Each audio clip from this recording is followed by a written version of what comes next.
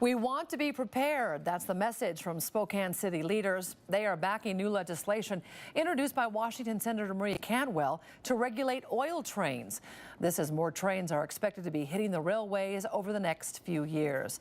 KXLY4's John Hendricks joins us now live. And John, why are this city officials so concerned? Well, Nadine, in January, 14 oil tankers were found to be leaking as they made their way from Hauser, Idaho through Washington state. Now, city leaders say they weren't notified or found out about this several weeks later. That's why they are now backing legislation to protect the city. We've seen the devastating images play out several times over the last few years. Is that coming over here?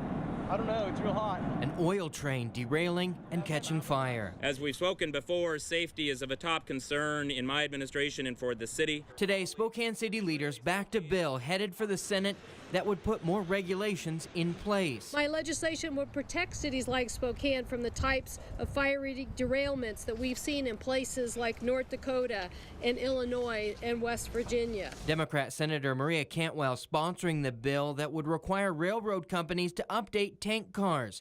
It would also increase fines for violating standards and require railroads to have an oil response plan. I've talked to first responders in other parts of the country who said to me, we didn't really have anything to do but to stand there and let it burn for days. A concern local fire districts share as well. Quite frankly, we have a very significant concern in our level of preparedness and our ability to respond to a significant derailment and release of product. But BNSF says they're making changes. Trains will slow down from 40 to 35 miles an hour when they pass through cities larger than 100,000 people.